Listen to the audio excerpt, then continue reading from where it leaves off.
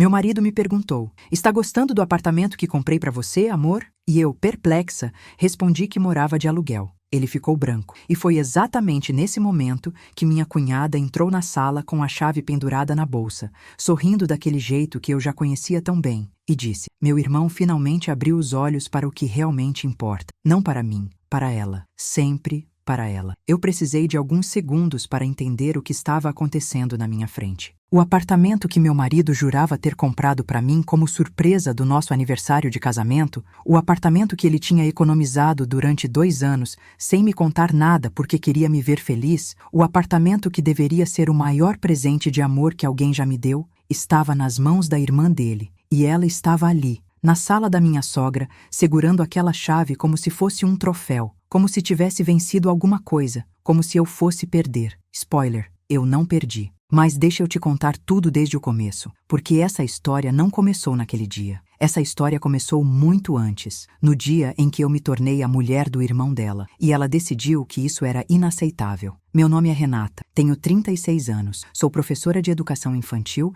e casei com o Rafael há 4 anos.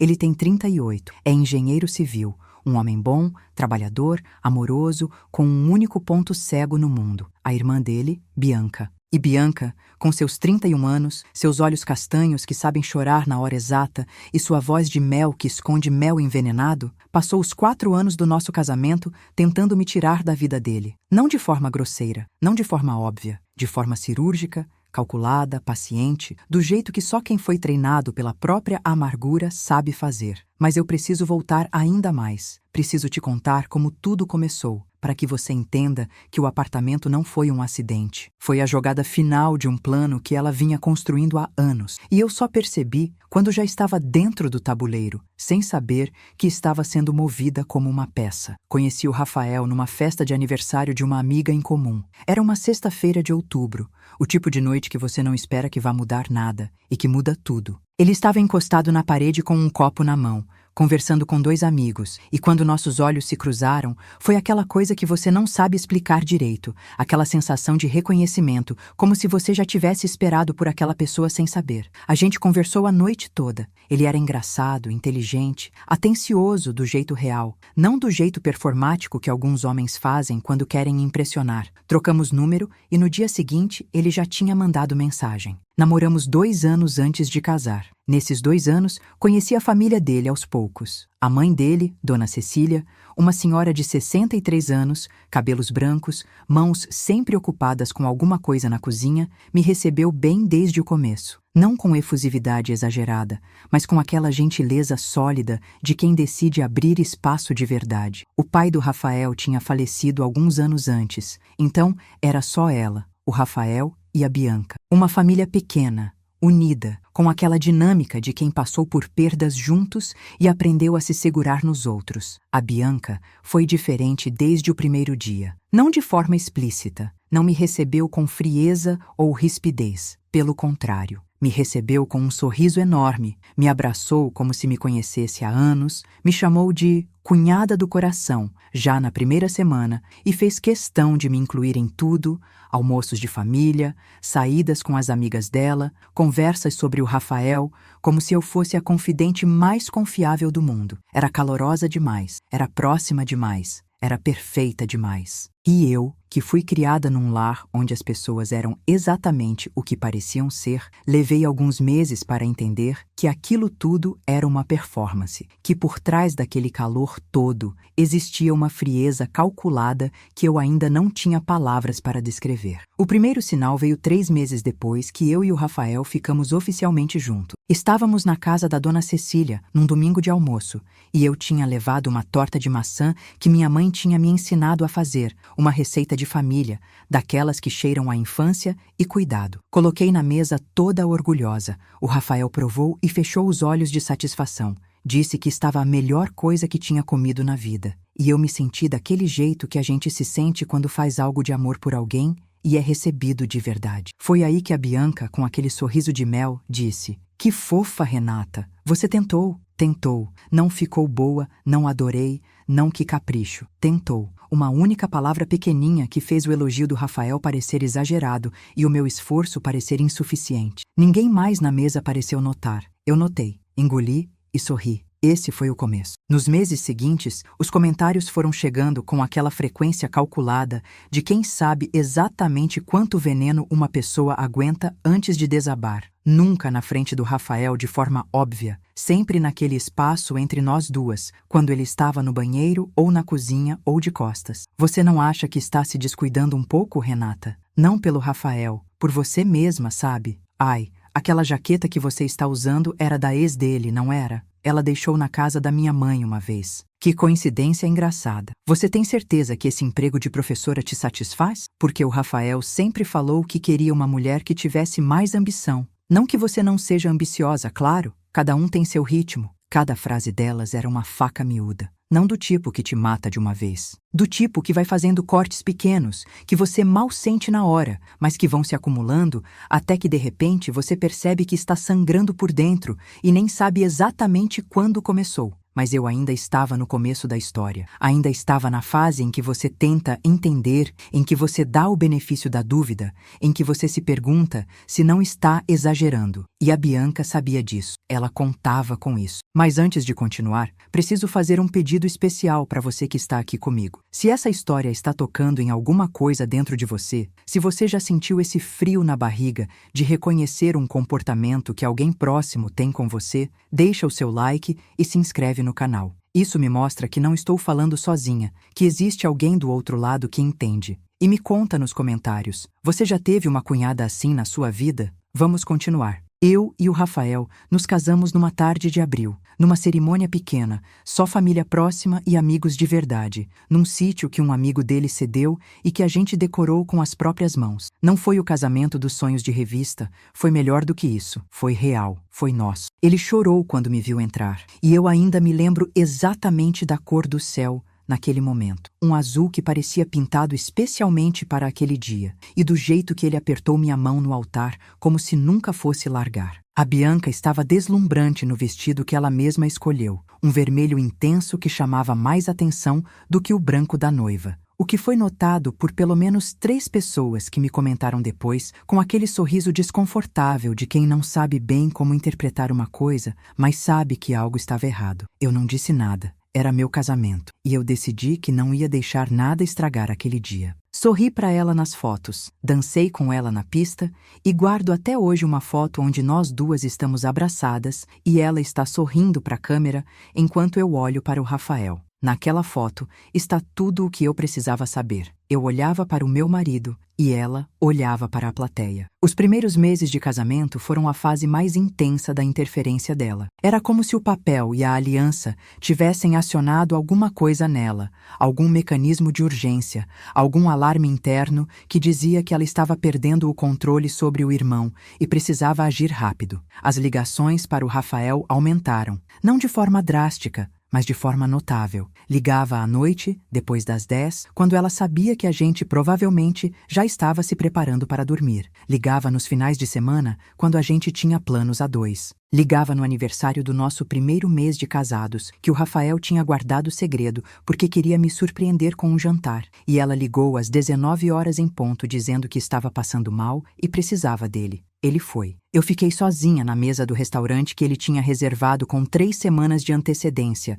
com a vela acesa e o menu na mão, esperando durante 40 minutos antes de entender que ele não ia voltar a tempo. Quando cheguei em casa, ele estava de volta, todo desculpas e abraços, dizendo que ela tinha ficado melhor logo depois que ele chegou, que provavelmente era ansiedade, que ela não tinha ninguém mais para chamar. E eu, com aquele nó na garganta que já estava se tornando familiar, disse que tudo bem. Porque o que você diz quando o homem que você ama olha para você com aqueles olhos de quem realmente acredita que a irmã precisava dele? Você diz tudo bem e engole mais um pouquinho. Mas o padrão estava ficando impossível de ignorar. A Bianca aparecia na nossa casa sem avisar com uma frequência que ia além da intimidade familiar, era invasão. Chegava na hora do almoço com aquela desculpa de estava com saudade do meu irmão. Ficava horas, opinava sobre a decoração que eu tinha escolhido, sobre a disposição dos móveis. Uma vez chegou a reorganizar a prateleira da cozinha enquanto eu estava no banheiro dizendo que ficava mais funcional assim. O Rafael achou graça. Eu refiz no dia seguinte sem dizer nada, mas meu coração estava acelerado enquanto colocava cada coisa de volta no lugar, numa raiva surda que eu ainda não sabia nomear direito. Ela também começou a fazer o que eu só muito tempo depois aprendi a chamar de triangulação. Contava histórias para o Rafael sobre conversas que eu teria tido com ela, conversas que nunca aconteceram ou que eram completamente distorcidas. O Rafael me contou que você ficou chateada com o que eu disse sobre seu trabalho. Não era para chegar assim para ele, Renata. Você podia ter falado comigo diretamente, mas eu não tinha contado nada para o Rafael. Ela tinha inventado o que eu tinha contado, me colocando numa posição de reclamona e delicada, fazendo o Rafael achar que eu estava levando coisas para ele pelas costas dela. Era uma jogada elegante e suja ao mesmo tempo, e então veio o momento que eu não consigo esquecer. O momento em que a Bianca olhou nos meus olhos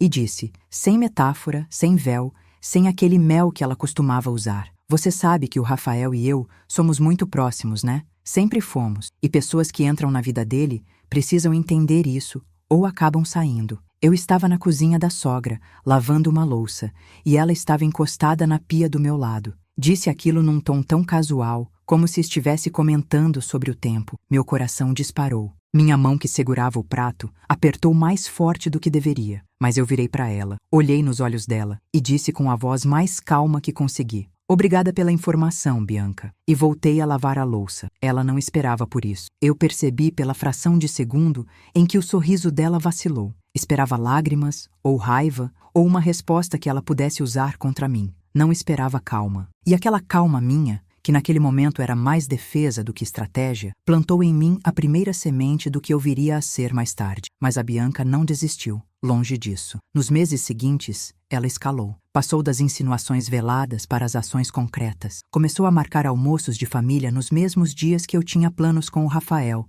E quando ele dizia que já tínhamos compromisso, ela usava a mãe como reforço. Dona Cecília ligava dizendo que a Bianca estava tão ansiosa para ver o filho, e o Rafael, que amava a mãe e tinha medo de magoá-la, cedia. Eu me via cancelando cinema, jantares, uma viagem de fim de semana que a gente tinha planejado há 2 meses, por conta de almoços de família que a Bianca orquestrava como se fosse um general movendo tropas. E aí veio a investida que mais machucou. Não pelo que ela fez, mas pelo que o Rafael fez em resposta. Era setembro, quase 1 ano de casamento, e eu tinha conseguido uma oportunidade incrível. Um curso de especialização em pedagogia numa faculdade conceituada, que aconteceria aos sábados de manhã durante 6 meses. Era caro, era exigente, era exatamente o que eu precisava para avançar na carreira. Contei para o Rafael cheio de entusiasmo, e ele me apoiou de imediato. Disse que estava orgulhoso, que eu merecia, que faríamos funcionar. Fomos juntos fazer a matrícula. Paguei a primeira parcela com o dinheiro que eu tinha guardado. Na semana seguinte, a Bianca descobriu. E no almoço de domingo seguinte, na frente da família toda, ela disse com aquela voz preocupada que ela usava tão bem. Rafael, você não acha que vai ser difícil para o casamento de vocês com a Renata tão ocupada assim? 6 meses de sábados. Você vai ficar muito sozinho, meu amor. Meu amor. Ela chamava o irmão de meu amor. E ele, naquele dia com todo mundo olhando, pausou antes de responder. Foi uma pausa pequena, de talvez 2 segundos, mas eu senti aquela pausa no peito como se tivesse durado 1 hora. Depois disse, a Renata sabe o que está fazendo, mas a pausa ficou. Naquela noite, deitada na escuridão enquanto o Rafael dormia, eu fiquei encarando o teto e me perguntando pela primeira vez se estava exagerando. Talvez a Bianca só se preocupasse com o irmão. Talvez eu estivesse interpretando mal. Talvez eu fosse muito sensível. Eram os pensamentos que a Bianca queria que eu tivesse. Eu só não sabia disso ainda. O 2º ano de casamento foi quando as coisas começaram a se complicar de verdade com o Rafael. Não porque ele deixou de me amar, tenho certeza disso até hoje, mas porque a Bianca foi refinando a estratégia. Parou de atacar de frente e passou para algo muito mais insidioso. Começou a plantar dúvidas, não sobre mim para ele, pelo menos não de forma direta. Começou a plantar dúvidas nele sobre ele mesmo. Você parece cansado, Rafael. Você está feliz? De verdade? Você era tão diferente antes. Mais leve, sabe? Não estou dizendo que é culpa da Renata, claro que não. Só fico te observando e fico com o coração apertado. O Rafael começou a ficar introspectivo. Ficava às vezes no silêncio, olhando para algum lugar que eu não conseguia alcançar. E quando eu perguntava o que havia, dizia que era o trabalho, que era o estresse, que era nada. Mas eu conhecia meu marido, sabia que não era nada. E num momento de vulnerabilidade, numa noite em que a gente tinha tomado vinho e estava mais abertos do que o normal, ele me disse: Bianca falou uma coisa outro dia que ficou me dando voltas. Ela disse que eu parecia menos eu mesmo desde que a gente casou, que eu tinha abdicado de muitas coisas que eu gostava. Perguntei o que eram essas coisas. Ele não soube responder direito, e foi exatamente isso que a Bianca queria. Um marido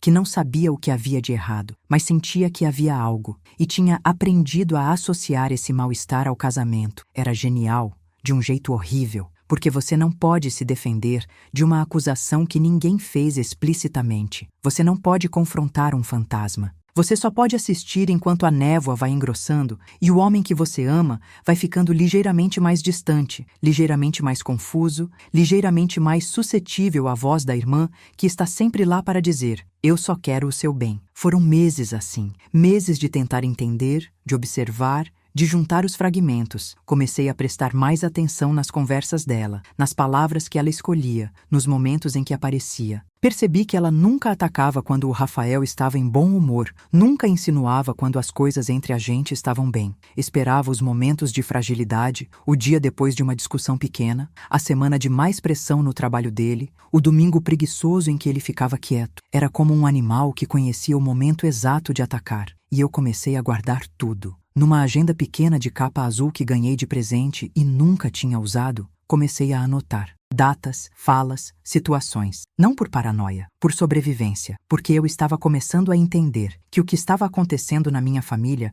não era um acidente de personalidade, era um projeto. Foi numa noite de março que achei a primeira prova concreta de que eu não estava inventando nada. O Rafael havia esquecido o celular em cima da mesa quando foi tomar banho. Não estava desbloqueado, e eu nunca mexi no celular dele. Essa nunca foi uma questão entre a gente. Mas o aparelho estava com a tela acesa, e a notificação de uma mensagem de texto da Bianca estava visível sem precisar abrir nada. Eram apenas as primeiras linhas da mensagem, o suficiente para mudar tudo. Eram apenas as primeiras linhas, mas foram o suficiente. Ela escrevia: Rafael, você precisa ver isso que descobri sobre a Renata. Sei que vai ser difícil, mas você merece saber a verdade sobre quem você casou. Ela não é quem você pensa que é. Meu coração parou. Depois voltou a bater mais rápido do que nunca. Fiquei olhando para aquelas palavras durante o tempo todo que o Rafael ficou no banho, uns 15, 20 minutos, e não toquei no celular. Não abri. Não li o resto, porque sabia que se eu abrisse,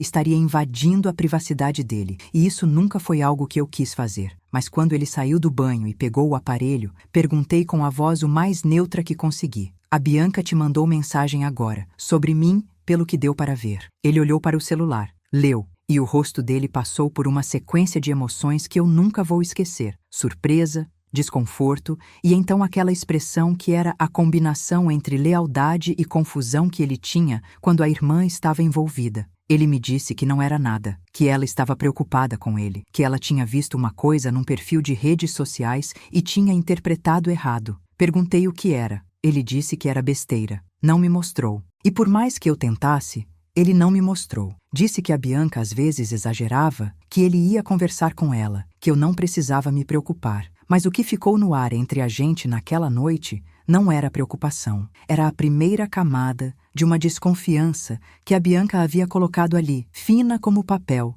invisível quase, mas real. Não dormi aquela noite. Fiquei encarando o teto com um nó na garganta que já era um velho conhecido, tentando entender o que exatamente a Bianca tinha dito que era tão grave que meu marido não queria me mostrar. E ao mesmo tempo, o que isso dizia sobre ele, sobre a gente, sobre o que estava sendo feito com o nosso casamento, enquanto eu tentava segurar tudo. Nos dias seguintes, o Rafael estava diferente. Não frio, não distante, mas cauteloso. Olhava para mim às vezes com aquela expressão de quem está tentando resolver um quebra-cabeça. Uma vez, no jantar, ele me perguntou de forma casual demais se eu ainda tinha contato com um ex-namorado meu. Um cara com quem tinha namorado anos antes do Rafael, que morava em outra cidade e com quem eu havia conversado por mensagem 1 ou 2 vezes depois do casamento, sempre sobre assuntos completamente inocentes. Respondi que não, que faz tempo. Ele disse que era curiosidade, mas não era.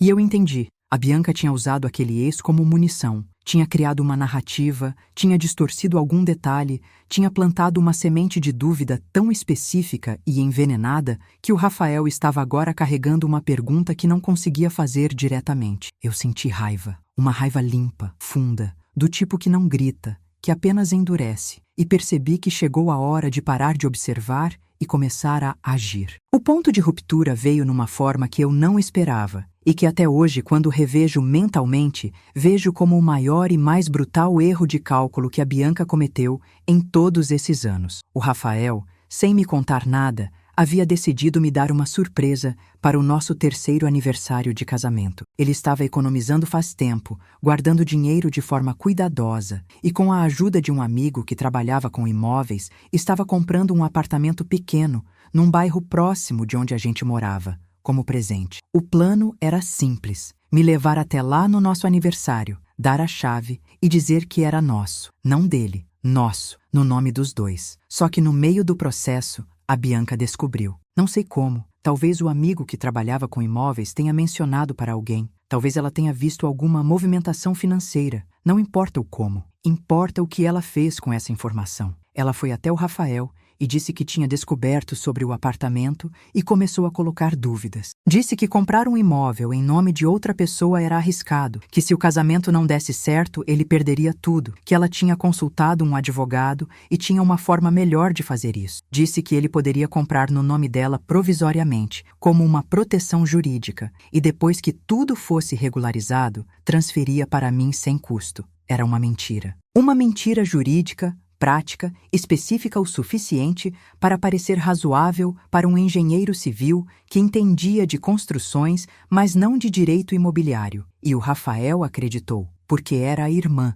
porque ela tinha mostrado uma folha impressa que parecia um parecer jurídico, porque ele não imaginou, genuinamente não imaginou, que a irmã seria capaz disso. O apartamento foi comprado no nome da Bianca. Durante meses, eu não sabia de nada disso. Morava no mesmo apartamento alugado de sempre, trabalhando, vivendo, tentando entender a distância crescente no olhar do meu marido que eu atribuía à manipulação emocional dela, sem imaginar que existia uma camada material, financeira, concreta, sob tudo aquilo, sem imaginar que enquanto eu dormia ao lado do meu marido, existia um apartamento que deveria ser meu, com a chave na bolsa da mulher que estava me destruindo. Foi a advogada que expôs tudo, não diretamente, mas foi por conta dela que o castelo de cartas da Bianca começou a desabar. Deixa eu te contar como cheguei até ela. 2 meses antes do nosso aniversário de 3 anos, comecei a notar algo diferente no comportamento da Bianca. Ela estava ansiosa. Não do jeito normal dela,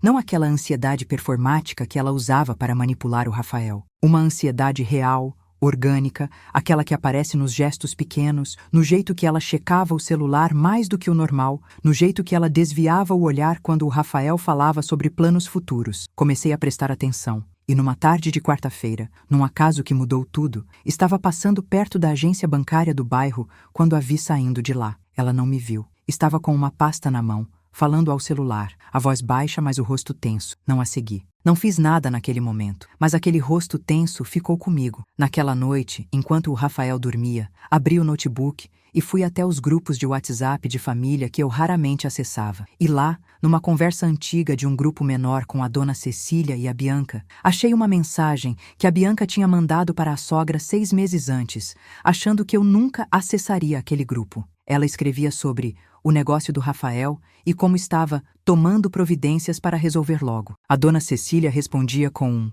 "Meu filho não precisa saber de tudo agora." Meu coração disparou. Fiz print. Fui dormir com aquele print queimando na minha mente. Na semana seguinte, usando um dinheiro que tinha guardado ao longo de meses, sem saber exatamente para quê, mas sabendo que precisaria algum dia, contratei uma advogada especializada em direito de família. Não contei nada para o Rafael. Apresentei o que tinha: os prints, minha agenda azul cheia de anotações, a mensagem do grupo de família e o que eu sentia intuitivamente que estava acontecendo, sem poder ainda provar. Ela me ouviu com atenção e disse: "Tem alguma movimentação financeira do seu marido que você não conhece?" Eu disse que não tinha certeza. Ela disse para eu olhar com atenção. Olhei. Extratos bancários que o Rafael guardava em ordem numa pasta de arquivo no armário, coisa de engenheiro organizado, mostravam saques e transferências regulares ao longo de 2 anos para uma conta que eu não reconhecia. Não eram valores absurdos, eram valores consistentes, mensais, do tipo que poderiam ser um financiamento, do tipo que poderiam ser um apartamento. Voltei à advogada. Ela puxou o nome da Bianca nos registros de imóveis do cartório, e lá estava. Um apartamento de 42 metros quadrados,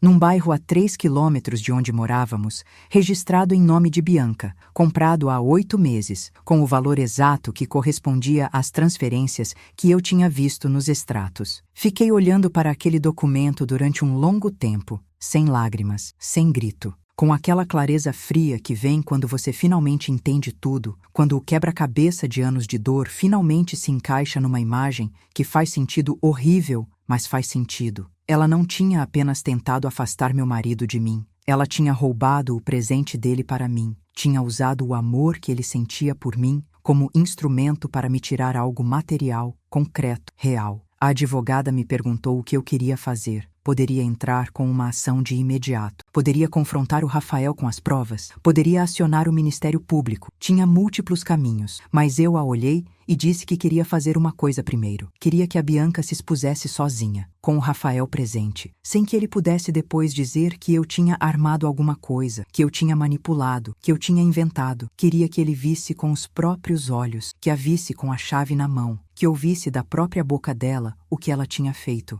E para isso, eu precisava de paciência, de mais algumas semanas de paciência. A advogada me olhou com um respeito que eu senti na pele e disse: "Está bem, me avisa quando for a hora." Traçamos o plano. Nosso 3º aniversário de casamento caía numa sexta-feira. O Rafael havia me dito, com aquele brilho de quem guarda um segredo especial, que tinha uma surpresa para mim e que queria que a gente fosse à casa da mãe dele no sábado seguinte para comemorar em família. Disse com uma animação genuína que eu não via nele faz tempo, aquele entusiasmo de quem está prestes a fazer algo que acredita de coração que vai fazer a pessoa amada feliz. E eu, que já sabia o que a surpresa era e o que havia acontecido com ela, olhei para ele e sorri. Não de cinismo, de dor, de amor, de uma mistura de tudo que é impossível de explicar para quem nunca esteve naquela posição. Fiz a minha parte. Entrei em contato com a dona Cecília na semana antes do sábado. Fui pessoalmente, sem o Rafael, numa tarde que ele estava no trabalho, e sentei com ela na mesa da cozinha. Coloquei os documentos na frente dela. Vi o rosto dela mudar de cor. Ela ficou em silêncio por um tempo que pareceu muito longo. E então disse, com uma voz que eu nunca tinha ouvido nela, uma voz que era culpa e vergonha, e dor ao mesmo tempo. Eu não sabia que era assim. Ela disse que era para proteger. Perguntei se ela ia me ajudar a fazer a coisa certa. Ela ficou em silêncio mais um pouco. Depois disse, sim. No sábado, chegamos à casa da dona Cecília. Rafael estava radiante, visivelmente animado. Mal conseguia conter o sorriso. A Bianca chegou logo depois, como combinado com ela pela própria dona Cecília, que havia dito que queriam conversar sobre o presente do Rafael para a Renata. Ela entrou na sala com o sorriso de sempre, a bolsa no braço, e sem que eu pudesse ver claramente, percebi que havia um volume na bolsa dela, a chave. O Rafael me olhou com aqueles olhos cheios de expectativa e disse a frase que você já sabe. "Está gostando do apartamento que comprei para você, amor?" E eu, com o coração na garganta, mas a voz firme, respondi que morava de aluguel, que não sabia de nenhum apartamento, que nunca havia recebido nenhuma chave. O silêncio que caiu naquela sala era do tipo que você pode quase tocar. O Rafael ficou branco, uma cor que nunca tinha visto no rosto de um homem adulto. Virou para a Bianca. E a Bianca, que não entendeu ainda o que estava acontecendo, que ainda achava que controlava a narrativa, fez o maior erro da vida dela. Enfiou a mão na bolsa, tirou a chave e disse, com aquele sorriso de vitória que ela reservava para os momentos em que achava que havia ganhado: "Meu irmão finalmente abriu os olhos para o que realmente importa." O que ela queria dizer com "o que realmente importa", eu nunca soube ao certo. Talvez que ele tinha comprado algo para ela. Talvez que ele havia finalmente priorizado a família de sangue. Talvez fosse apenas a satisfação tóxica de segurar na mão aquilo que deveria ser meu. Mas antes que ela completasse a frase, antes que ela dissesse mais alguma coisa, coloquei os documentos em cima da mesa.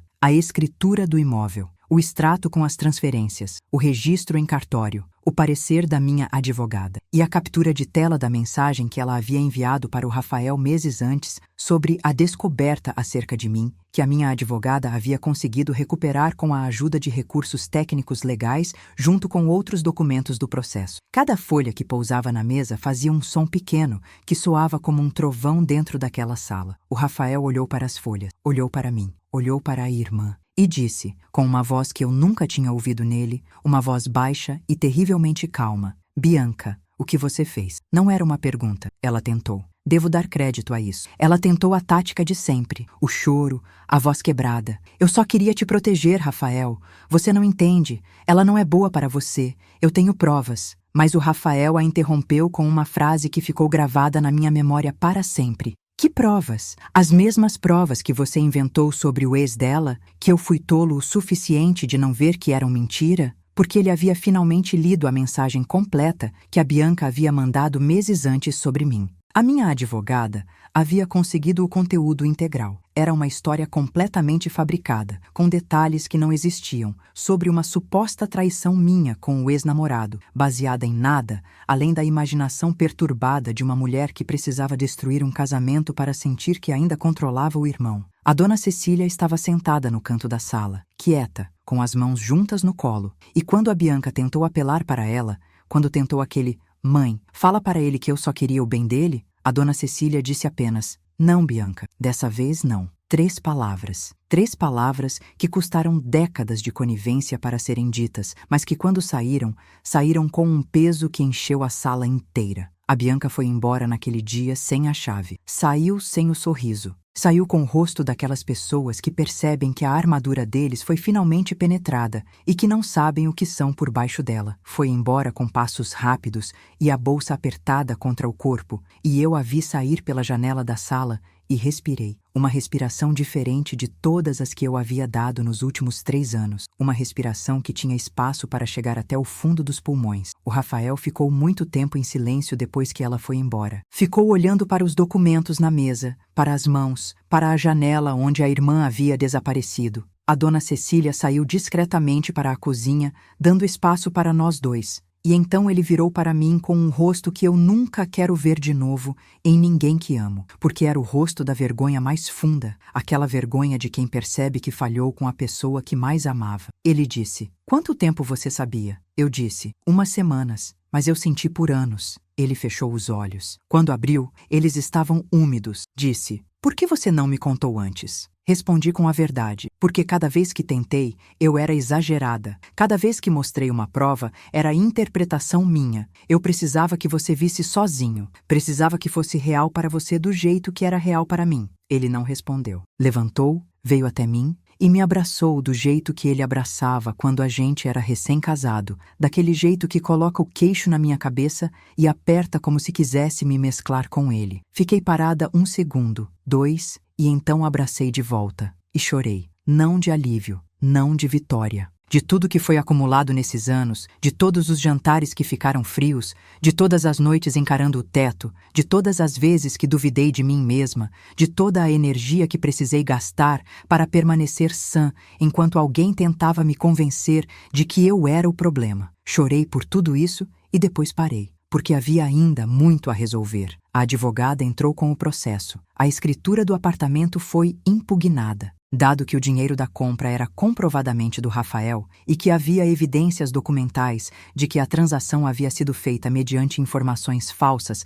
fornecidas pela Bianca sobre questões jurídicas, o processo foi relativamente direto, embora nada nessas situações seja realmente simples ou rápido. Levou 4 meses. 4 meses de processos, de audiências, de documentos, de reuniões com advogados, de um Rafael que parecia estar vivendo num estado de choque suave, como se ainda estivesse tentando encaixar a imagem da irmã que ele amava com a mulher que havia feito tudo aquilo. A Bianca tentou uma composição extrajudicial. Mandou mensagem pelo advogado dela dizendo que havia sido um mal-entendido e que estava disposta a devolver o imóvel voluntariamente, em troca de que a gente desistisse do processo. A minha advogada disse que dependia de mim. Eu disse para continuar o processo. Não por crueldade, por clareza, porque eu precisava que estivesse documentado. Precisava que aquilo existisse como registro, como verdade formal, como proteção. O apartamento voltou para o nome do Rafael em setembro daquele ano. Ele me chamou ao cartório, assinou os documentos e colocou o imóvel em nome dos dois. Meu nome e o dele, lado a lado numa escritura,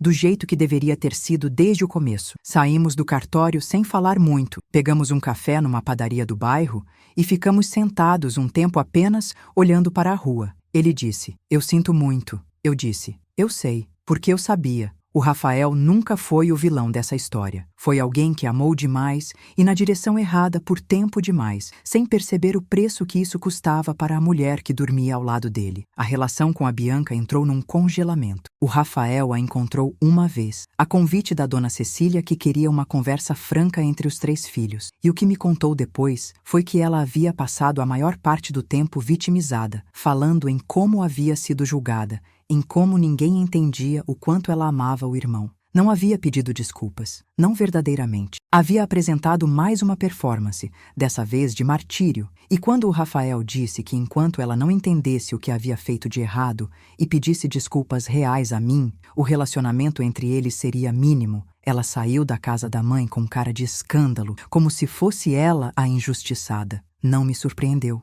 A dona Cecília, por sua vez, passou por uma transformação que eu não esperava. Ela me ligou uma semana depois do cartório e pediu para me encontrar. Nos encontramos numa cafeteria, as duas sozinhas, e ela ficou um longo tempo mexendo na xícara antes de falar. Quando falou, disse: "Eu sabia que a Bianca era assim há mais tempo do que eu admitiria para mim mesma. Ela fez a mesma coisa com outras namoradas do Rafael antes de você. Nenhuma durou. Eu achei que era assim mesmo, que nenhuma prestava, que era a Bianca protegendo o irmão. Mas eu sei agora que estava me enganando, e eu sinto muito por não ter te protegido. Não disse que estava tudo bem porque não estava, mas disse que entendia e que podia recomeçar." Ela me abraçou com aquelas mãos sempre ocupadas, as mãos de mãe, e eu deixei ser abraçada. Hoje são 8 meses desde aquele sábado na casa da dona Cecília. O Rafael e eu nos mudamos para o apartamento que é nosso, os dois, com nossa assinatura na escritura e nossas fotos nas paredes, e uma gata laranja que adotamos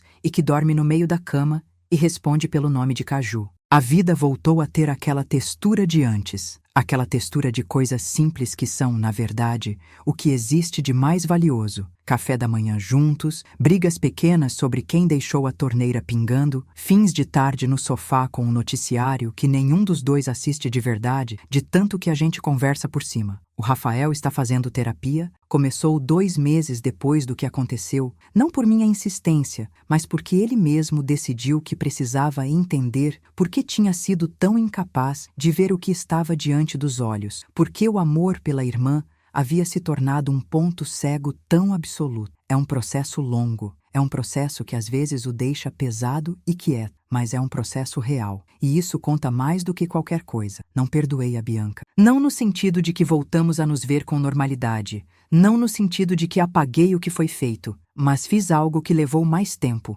Parei de carregar o ódio, não para ela, para mim. Porque ódio é pesado e eu precisava do espaço que ele ocupava dentro de mim para colocar outras coisas, coisas melhores, coisas que valem a pena. Eu passei por essa história achando que estava sendo destruída. Nos momentos mais duros, nos silêncios do teto às 3 da manhã, eu genuinamente não sabia se ia conseguir. Não sabia se o casamento ia sobreviver, se eu ia conseguir provar o que sentia, se alguém um dia ia me dar razão sobre o que estava acontecendo. E aprendi. Nessa travessia que durou anos, algumas coisas que eu não sabia antes e que nunca vou esquecer. Aprendi que intuição não é paranoia, que quando algo dentro de você fica desconfortável de forma constante na presença de alguém, esse desconforto é informação, não fraqueza. Aprendi que documentar não é ser calculista, é se proteger. Aprendi que você pode amar uma pessoa profundamente e ainda assim reconhecer quando ela está fazendo algo errado com você.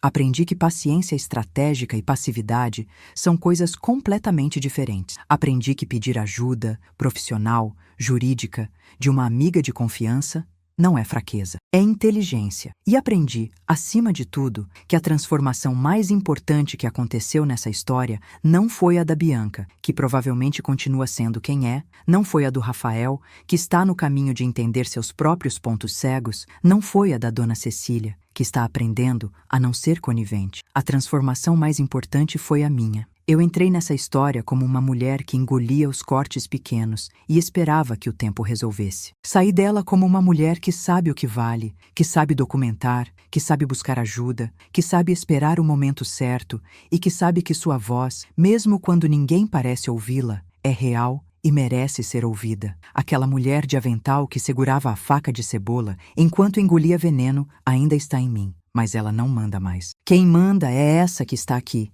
te contando tudo isso, de olhos abertos, com o apartamento dela e a gata laranja e o marido que está aprendendo a ver com os próprios olhos. Se você chegou até aqui, se ficou comigo durante toda essa história, quero que saiba de uma coisa. Se você está passando por algo parecido, se tem alguém na sua vida que te faz sentir pequena, de forma sistemática, que planta dúvidas no seu parceiro sobre você, que usa o amor fraternal ou qualquer outro amor como desculpa para te destruir, você não está exagerando. Seu instinto não está errado. Sua dor é válida e real. Você merece ser tratada com respeito dentro da própria casa, dentro da própria família, dentro do próprio casamento que você construiu com amor e dedicação. Não existe nenhuma obrigação de aceitar o veneno só porque ele vem embrulhado em sorriso doce. Procure ajuda, documente, confie na sua intuição e não desista de si mesma. Eu não desisti. E aqui estou. Se essa história tocou em algo dentro de você, se você se reconheceu em algum momento dela, por favor deixa o seu like, se inscreve no canal e me conta nos comentários. Você já viveu algo assim? O que você faria na minha situação? Quero muito ler o que você tem a dizer. Esse espaço é nosso, de mulheres que se entendem, que se apoiam, que sabem que nenhuma dor é pequena demais para ser levada a sério. Nos vemos no próximo relato.